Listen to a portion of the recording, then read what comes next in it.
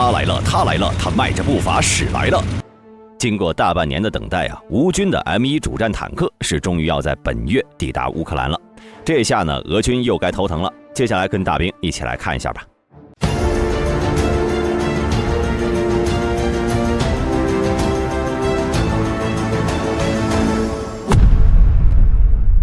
根据俄罗斯塔斯社9月1号的报道，美国媒体已经从五角大楼获得了消息，乌克兰武装部队将于本月中旬或者下旬接收10辆 M1A1 艾布拉姆斯主战坦克。而且呢，这还不是全部。根据美国陆军欧洲首席发言人马丁·奥唐奈上校的话称，在今年秋季将向乌克兰交付31辆 M1A1 坦克，也就是说，在首批10辆到货之后呢，后续的21辆也会陆续来到。而在此之前，已经有200名乌军士兵前往德国的美军训练基地，完成了 M1 的操作培训课程。目前，这些乌军士兵仍然在该基地继续进行训练，以保持熟练的操作技巧。或许在 M1A1 正式抵达后，他们才会返回乌克兰，驾驶 M1 投入到前线的战斗中。不过，值得一提的是，近日有社交媒体流传的视频显示，英国援乌的一辆挑战者2主战坦克在俄乌战场前线被毁了。由于该型坦克一直是以防护性能见长，因此又是首次在战场上被俄军击毁，所以引起了各国媒体的广泛关注。不同于此前俄军的假消息，这次确实是得到了英国国防大臣的证实。同时，一位西方国防消息人士告诉 BBC， 被击毁的这辆挑战者2坦克起初是被地雷瘫痪，随后呢引起坦克后油箱起火，期间乌军4名成员及时的疏散到了安全地带，最终被俄军柳叶刀巡飞弹瞄准并摧毁。讲到这里，大兵不禁联想到，既然俄军击毁了一辆挑战者2，都已经如此艰难了，那么面对即将到来的 M1A1 又该如何应对呢？其实早在美国宣布援乌 M1A1 坦克之前，有消息传称，俄军高层就已经开始就如何歼灭包括 M1 在内的北约坦克的对抗训练，并将其布置到了前线战场，帮助俄军的坦克车组和地面步兵反坦克小组更好地对抗乌军。但是从俄军这么久才取得了挑战者2的首杀来看，好像效果也并不怎么样，给人一种皇帝不急太监急的感觉。此外，除了俄军中以外，在俄国内的网络上其实还疯传着一张宣称是根据俄军指导手册画出来的 M1 坦克的弱点图。近期呢，俄国内网友的热议纷纷讨论如何利用这些弱点对 M1 坦克进行攻击。首先便是针对 M1 坦克先进的观瞄设备实施攻击，并声称哪怕是轻武器射击也能破坏掉 M1 观瞄设备的主要功能，最终迫使乌军 M1 退出战斗，返回后方进行维修。从战争的角度也算是另类的歼灭 M1A1 了。只不过这件事情真的有那么简单吗？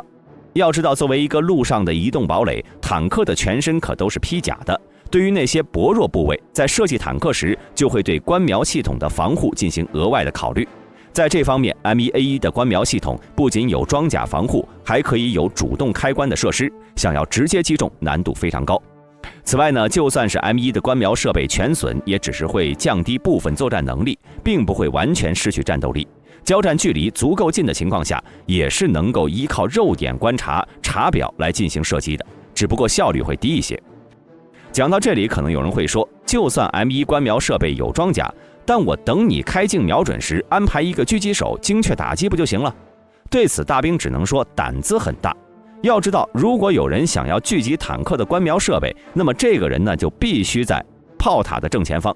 如此一来，在你能看见观瞄设备的同时，坦克的主炮也在对着你。基于坦克观瞄系统优秀的直瞄火力，等你瞄准好，人家早就开炮了。所以啊，那种狙击手开枪打爆坦克观瞄设备的场景，在现实里基本是不可能实现的。再加上坦克多数情况下都是运动的，一个合格的狙击手虽然很精准，但也仅仅是相当于寻常步兵来说，正常交战距离也就在1500米以内，而且还有很大的失手概率。同时，坦克的观察设备非常小，上千米距离的情况下，命中一个移动过程中长宽高都不超过20公分的观测镜，难度堪比登天了。最重要的是，使用那些反器材的狙击手只有一次射击机会，这是因为坦克不仅装备了一套观瞄，还有夜视和红外观瞄。射击后产生的声音和扬尘瞬间就会被坦克发现，接着就是中门对狙的情景了。下场就不用大兵多说了吧。而除了攻击 M1 的观瞄系统外，其次呢就是对该坦克底盘侧面进行打击。有在俄军坦克部队服役过的俄国博主声称，对这2个弱点进行打击的话，哪怕是最老式的 RPG-7 火箭弹，比如 PG-7、PG-7V 都能重创 M1。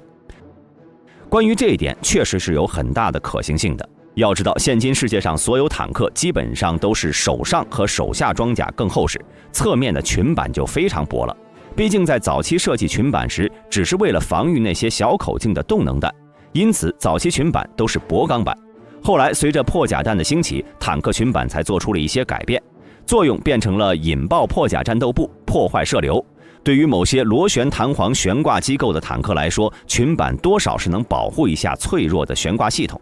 只不过此时的裙板防护能力依然不够，于是为了应对越来越多的反坦克武器，西方国家尤其是美军对裙板提出了更高的要求。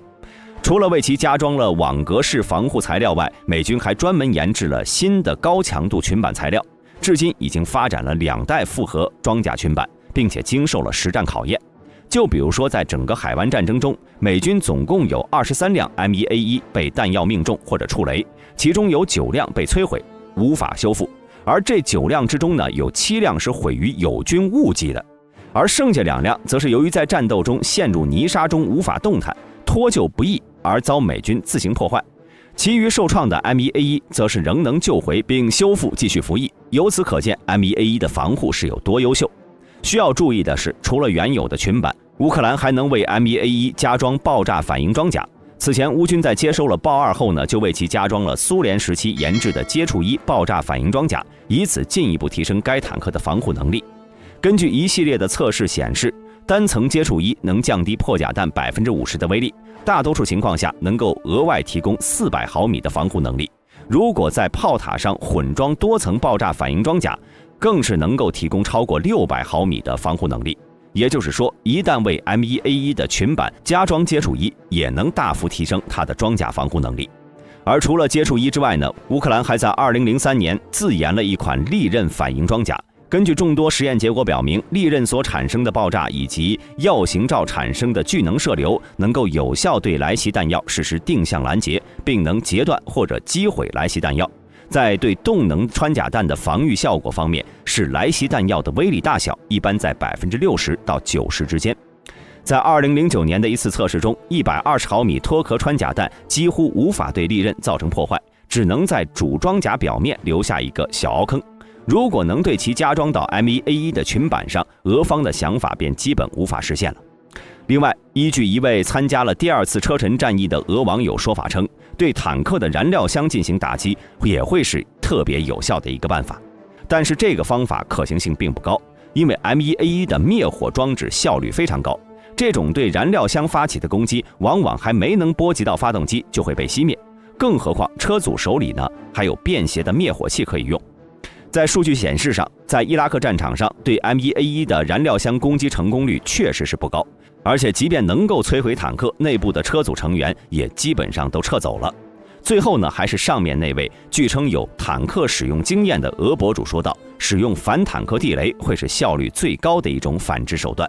在伊拉克战场上 ，M1 坦克损失数量最大的手段就是用155毫米炮弹做出来的路边临时爆炸装置。而俄军呢，则有更好的反坦克地雷，效果肯定更好。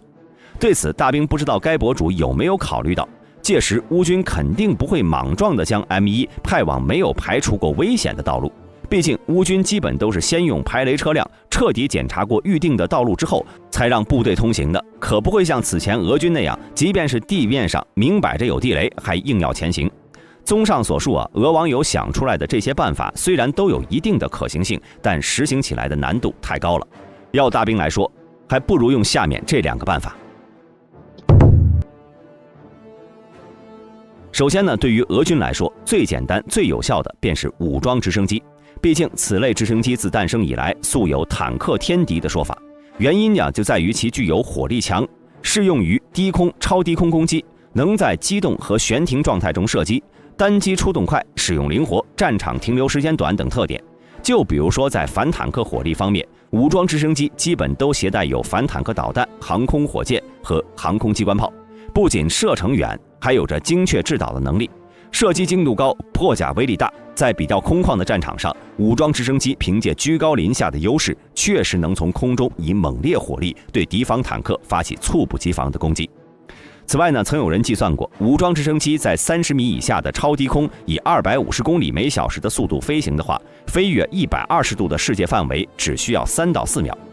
在这短暂的时间里，对于地面坦克来说，要连续完成发现、判断、瞄准、跟踪、发射等流程，难度相当大。同样，一枚反坦克导弹如果由武装直升机来发射，其作战效能将是地面部队的4到5倍。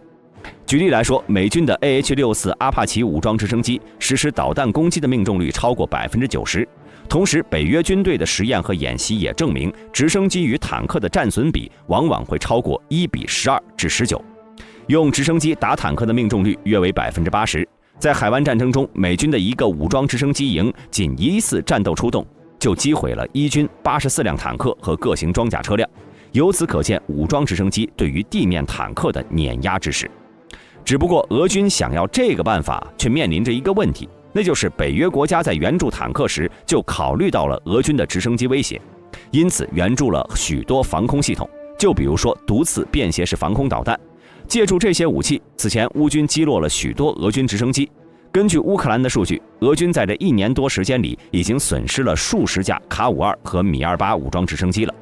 这也就导致现今在没有探明信息的情况下，俄军已经不太敢贸然派遣武装直升机了。而除了武装直升机以外呢，还有一个办法，那就是使用各类便携式反坦克导弹。这类武器在持续了1年多的俄乌战场上，为了打击俄军坦克部队，已经被乌军玩出了花样了，对俄军坦克和装甲部队带来了严重的打击。期间呢，乌军的反坦克部队大多数是以几人或者10几人为一个作战小组，配备标枪斯特甘纳 P 反坦克导弹2套，防空导弹1套或2套，再加上若干步枪、机枪、侦察无人机，分散部署在前线机动作战。小组之间、小组与上级之间通过通信系统和作战网络连接，形成一个大的作战体系。作战时，小组会待在一个村庄里，或者藏在路边的树林里，攻击路过的坦克、装甲车、直升机，甚至低空飞行的战机。在完成导弹攻击后，可以集中火力对敌步兵进行打击，如果伏击失败，则可以迅速逃离战场，又可以呼叫附近小组支援，避免大规模伤亡。未来俄军如果能够效仿乌军的做法，想必也能起到一定效果。只不过需要注意的是，由于现今乌军的推进形势基本是一个村一个村的清理过去，因此俄军很难找到埋伏的机会。总结来说呢，在乌军 M1 上战场之后，届时不论俄军会如何应对，出现战损肯定是必不可免的，但必然不会出现大规模损伤的情况。毕竟挑战者2坦克援乌了那么久，直到近几天才出现伤亡，可见俄军的反坦克能力并没有那么强。那么大家认为 M1 还会面临哪些威胁呢？欢迎在评论区内留言讨论。如果视频中有出错的地方，也欢迎各位指正。今天的视频到此结束，喜欢的朋友请点赞关注，咱们下期再见。